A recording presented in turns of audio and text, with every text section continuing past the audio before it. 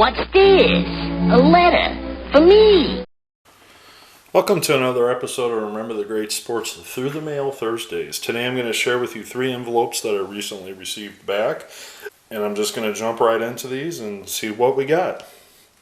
The first one is postmarked from Santa Ana, California, and it is from former football legend Jim Everett on one card. I had sent him a total of 3 cards, however he only signed the one, which is perfectly fine. I always include a couple extras for them to keep, or in case they feel like signing a few more. In this case, I guess he just signs 1 per request, which is better than none per request. So, starting off with, thank you, Mr. Everett, for signing. Let's talk about your career a little bit.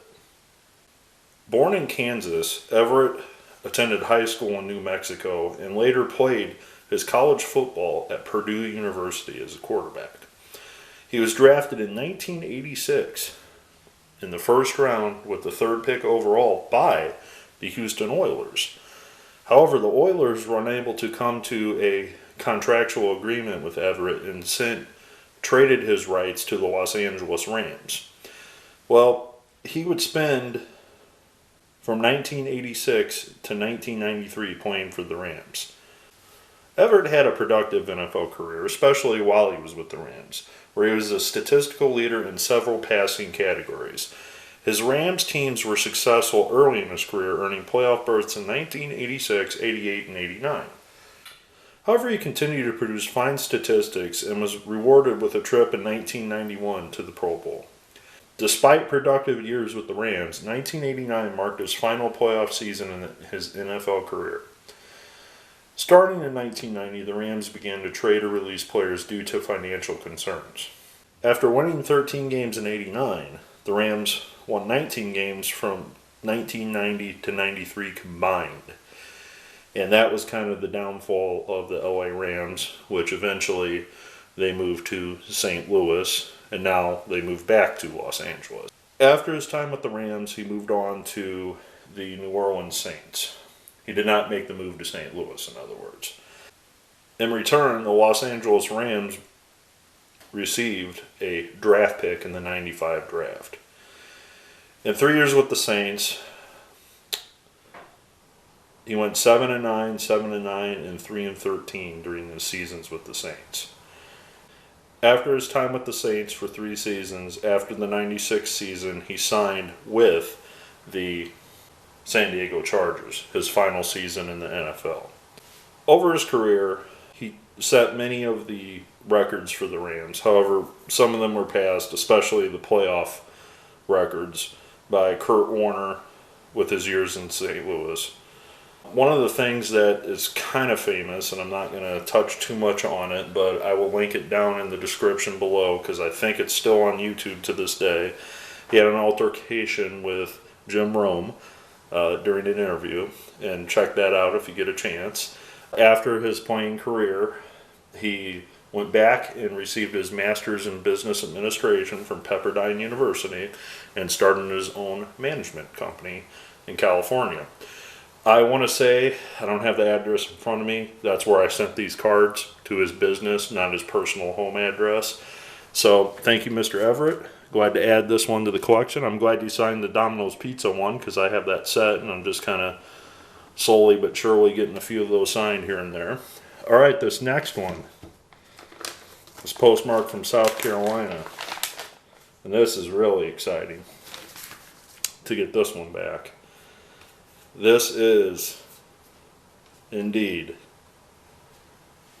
William, the Refrigerator Perry on 1, 2, and 3 on a Super Bowl program card. The fridge. Before I get into his career, I just want to say, being a child of the 80s, William the Refrigerator Perry was almost like a superhero to me. I mean, the way he was hyped up in the media, not just with his on-field heroics, but he had a G.I. Joe figure. He had, just like Sergeant Slaughter was a G.I. Joe. I mean, I remember seeing the G.I. Joe figurine, and I didn't have it. I wish I had it. And I was like, wow, he's a G.I. Joe. That's awesome. Well, I'm going to jump into his career, and we're just going to talk a little bit about it. William the Refrigerator Perry is from South Carolina. Played his high school football in South Carolina, then went on to play his college football at Clemson University, where he was recognized as an All-American, which this set is an All-American football set. This came out in, I want to say, early 2000s. I don't remember what year, but it was a college All-American greats set, basically, which I really was fortunate enough to get a nice stack of from a good friend of mine.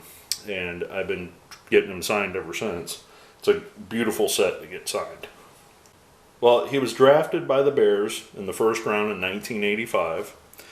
And little did we know that this defensive lineman would go on to be one of the most notable football players from the 1980s. He played from 1985 to 1993 with the Bears. Most importantly, he was in the Super Bowl that year. And that Super Bowl is when he rushed for a touchdown, which is a very famous clip that they always talk about in 1985. The Super Bowl champion Bears, being I'm an Illinois native, just is forever burned in my memory. And for some of the younger viewers of this channel, you just don't understand how awesome watching the 85 Bears team was. I was a very young child at the time, but I remember the Bears. Barely. And like I said, he was a G.I. Joe. I watched G.I. Joe. So, after his time with the Bears, he went on to the Philadelphia Eagles for a couple seasons. Then he played overseas for a season with the London Monarchs. Well, let's talk about beyond football. What are some of the things that he did? Well, he wrestled in the WWF, or WWE, I guess you would say, in 1986. And I'm really surprised that a current football player was allowed to wrestle. I mean, I know that the WWF is entertainment, okay? I'm not going to act like it's real, Greco-Roman style wrestling. But just the fact that he could have risked injury for his entire career, but they were just capitalizing on the larger-than-life William the Refrigerator Perry. Well, did you know that he has also been elected to the WWE Hall of Fame, which was a thing that he received in 2006. So he's in the WWE Hall of Fame. So if you're a wrestling collector, this is a guy that you need to add to your collection. Obviously, we talked about the Super Bowl Shuffle. He was part of that. He also participated, and this is during his career, he was on an episode of A-Team, and Hulk Hogan was as well. Post-playing career, he appeared on a movie called Windy City Heat on Comedy Central. He was on an episode of According to Jim after his playing career. He starred in many commercials in the 80s with fellow teammates Jim McMahon, Coca-Cola. He participated in Nathan's hot dog eating contest. Fought Manute Bol, 7'7" Manute Bol, for a charity boxing match on Fox's Celebrity Boxing. I don't remember that, but I bet that was funny. I'm sure nobody got hurt during that, hopefully. He's also appeared in Boost Mobile commercials. The Fat Boys, if you remember them, recorded an album called Chillin' with the Refrigerator. And he appears on Madden, on the Madden NFL games as well. So when I opened the mailbox and I saw the South Carolina postmark, I was like, that's got to be the fridge. So very cool. I told my wife I was riding him, and she grew up around the Chicago area too, during that time period. And she was just like, oh, that would be awesome if he signs for you. So very happy to add the fridge to my collection. I already have Jim McMahon. I got him years ago on some cards and a couple other Bears from that team. But thank you very much, Mr. Perry. All right, this next one also is postmarked from California, and this is one of the all-time greats from the 1970s, and that is Mr. Harold Jackson, and he personalized one to Joel. Harold Jackson, 5-time Pro Bowler. But if you remember a few episodes back, I shared with you Roy Jefferson on this receiving leaders card, and he signed on his picture on that card. I also had a blank copy of that card that he signed as well, so I may send another round to Roy Jefferson, but more importantly, I need to try to get these other two guys on there. And I've seen Ted Qualick signed through the mail, so I'm going to write Ted Qualick for sure. I have yet to see Bob Tucker sign though, so I found an address on him. If you're watching this video and you've gotten Bob Tucker, if you wouldn't mind sharing, let me know. If not, I'm just going to try a shot in the dark with a blank one of these. I think I have one more copy of this card that's unsigned, and I'm going to send it to him, and we'll start the whole process over. But more importantly, this is the neatest thing that I got signed by Mr. Jackson, and it is a oversized poster. I don't know what year that is. I apologize. I'm looking for a year, but I don't see it. But a 1970s fold-out poster insert from, also signed, Harold Jackson, 5-time Pro Bowler. So, very cool. 4 successes from Harold Jackson. I've gotten Mr. Jackson before, I want to say a decade ago. I didn't have, maybe 3 or 4 cards of him then, and I got him to sign that way back when. So this is kind of my second round with him. But let me tell you a little bit about him. All right, Harold Jackson was born in Mississippi and attended Jackson State University, so they named an entire university after him. I'm just kidding. They didn't name the university after him. But small coincidence. That'd be like somebody with the last name Brown attending Brown University. That's pretty cool. Jackson's been around for a long time in the NFL, both as a player and a coach. After appearing in only 2 games during his rookie season, he was traded to the Philadelphia Eagles and quickly emerged as one of the top receivers in the NFL, finishing the 1969 season with 65 receptions, 1,116 yards, and 9 touchdowns. During his years with the Eagles, Jackson led the NFL in receptions in 1972 and in receiving yards both in 69 and 72. Prior to the NFL season, the Eagles traded Jackson back to the Rams, who originally drafted him for Roman Gabriel. Jackson led the NFL in receiving touchdowns in 73 with 13 and helped the Rams rebound and turn their record around from 6-7 to 12-2.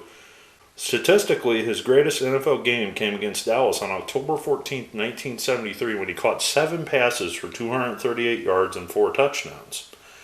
During his career, Jackson was selected to play in the Pro Bowl 5 times. In 1972, he was named the 2nd team All-Pro by the Associated Press and was voted 1st team All-NFC by the AP. He was voted 2nd team All-NFC in 1976, 1st team All-NFC in 1977, and 2nd team All-Pro in 77 as well. In 1978, Jackson was traded to the New England Patriots, and alongside Stanley Morgan, Jackson helped form one of the best NFL duos in the late 1970s and early 80s. Jackson became the NFL's active leader in receiving yards when Fred Biletnikoff retired after the 78 season, and remained the league leader for the remaining 5 seasons of his career. At the time, he was ranked 15th all-time on that list. In 1979, Jackson finished with 1,113 yards, receiving 7 touchdowns, and was 2nd in NFL yards per catch on average. His teammate Morgan, who was 9 years younger than Jackson, was the only one to finish with a higher average that season. Jackson finished his career by playing 1 season each for the Vikings and Seattle Seahawks. During his career, Jackson had 29 career 100-yard games, 3 1,000-yard seasons, and at the time of his retirement, only Don Maynard had more career receiving yards than Jackson. He currently ranks 26 in league history in career receiving yardage. For the decade in the 1970s, Jackson ranked first in receptions, yards, and receiving touchdowns. Despite this, Jackson was not one of the wide receivers selected for the NFL's all-decade team for the 70s and has yet to be elected to the Pro Football Hall of Fame. I did not realize that this man led the 1970s with the most receptions, the most yards, and the most touchdowns, and he's not selected as the all-time wide receiver for the 1970s. I mean, what the heck? I don't have the all-century team or the all-decade team in front of me, but what are you thinking? I have a book somewhere, I think, with all-decade teams, but I don't know if it was the official one. It was just the 75th anniversary of football book or whatever. So that is just amazing to me that guy has all of those records from the 1970s and he's not in Canton. Again, I don't get it. I don't get it. I shot a video a little while back with Maxie Baughan, who was like a 9-time Pro Bowler and Super Bowl champ, and he's not in either. So I don't know. Well, after his playing career, he got into coaching. And he had a very long, illustrious coaching career, actually. His coaching career began with his former team, the New England Patriots, and he was the wide receivers coach from 1985 to 89. Well, he left and he coached at the collegiate level. Then he went back to the Buccaneers from 92 to 93. He went back to college to coach at Virginia Union. He was a head coach at Benedict University. Then he went back to the NFL for 3 seasons with the Saints as a wide receiver coach. Then he went to the University of Kentucky as a wide receivers coach. Then Baylor University as a wide receivers coach. And that's when I think I wrote him, when he was at Baylor. I seem to remember writing him in Texas.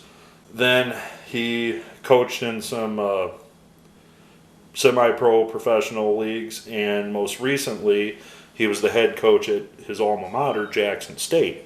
However, his tenure at Jackson State did not last long, as he was only there for 5 games. So, in closing, this is one of the greatest receivers not in the Hall of Fame, would be the best way to put it. Thank you very much for signing, Mr. Jackson, especially the poster. That's really cool. Thank you, Mr. Perry, the Fridge, for signing. And finally, thank you, Mr. Everett.